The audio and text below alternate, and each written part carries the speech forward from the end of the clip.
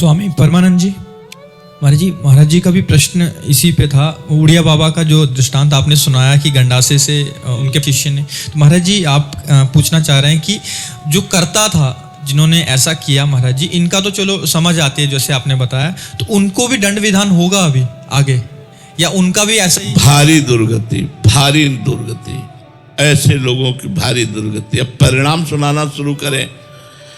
आत्मा प्रकाश स्वामी जी को जिन्होंने मारा, स्वामी जी ने नाम नहीं लिया, लेकिन 2-3 महीने बाद वो ऐसे पागल होकर चीख चीख करके कहते थे मैंने स्वामी जी को मारा, मैंने स्वामी जी को मारा। पागल हो गए, मैंने स्वामी जी को मारा। परमानंद स्वामी जी को जिसने जहर दिया जगदीश्वरानंद शिष्य था, ऐसे आंख पलक बनना बंद हो गई। पूरे शरीर में जैसे पानी लगने के बाद मिट्टी सूख जाती तो पपड़ी पड़ जाती है, ऐसे पपड़ी, और जहां उंगली रखो वहां मवाद।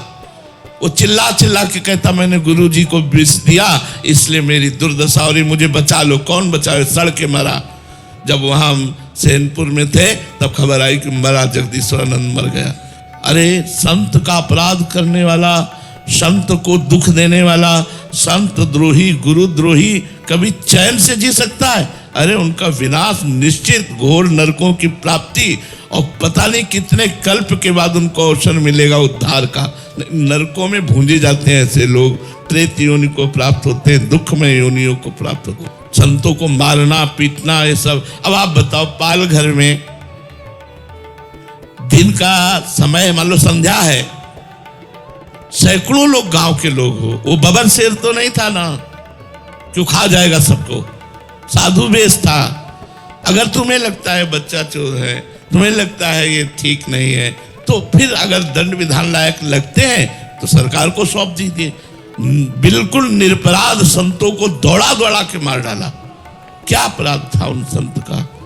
कोई कहते बच्चा चोर है तो तुम मान लोगे? अरे उनको हम कह रहे बैठा लो, पूरी रात उनकी जानकारी करो, जहां से आए हैं वहां से जानकारी करो। ऐसे कैसे मार डाला? दौड़ा दौड़ा के जिंदा मार डाला उनको। ये क्या है? इस विषय पर जाने पर हृदय दुखी हो जाता है। ऐसे संतों को पीड़ा दी गई, क्या भगवान नहीं देख रहे थे? तब यही कहना होता है कि वो स्वयं में लीला करके दिखाते हैं। जा रहे हैं तो उनके चरणों में बाण मार रहा है, बहेलिया बाण मार रहा है।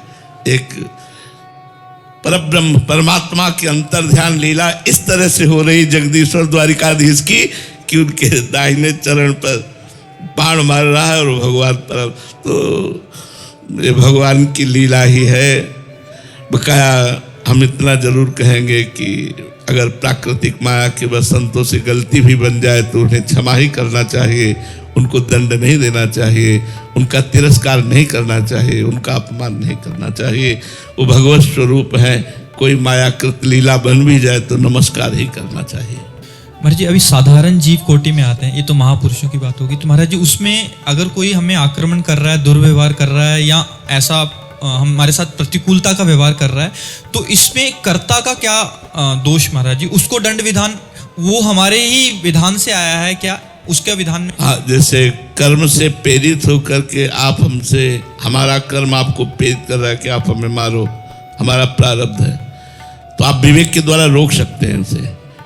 अगर नहीं रोके तो आप क्रियमाण के कर्ता भी बन गए, उसका तो प्रारब्ध भोग हो गया, आपका क्रियमाण बन गया, आपको दुर्गति भोगनी पड़ेगी।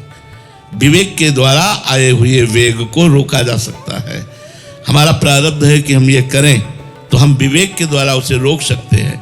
प्रारब्ध इतना बलवान नहीं जितना विवेक बलवान है। विवेक भगवत प्राप्ति कराता है, विवेक सत्संग के द्वारा प्राप्त होता है, संतों के संग के द्वारा प्राप्त होता है। ऐसा नहीं कि मेरा प्रारब्ध है पिटने का और आप मुझे पीट रहे हैं तो आप निर्दोष हैं। आप हमारे भारतीय कानून में भी दोषी हैं और भागवतिक कानून में भी दोषी हैं। दोनों में दोषी पाए जाएंगे, क्योंकि आप विवेक के द्वारा रोक सकते थे, लेकिन आपने क्रोधावेश में आकर दंड दिया तो उनका तो प्रारब्ध निपट गया, आपका क्रियमाण बन गया, अब आपको भोगना पड़ेगा।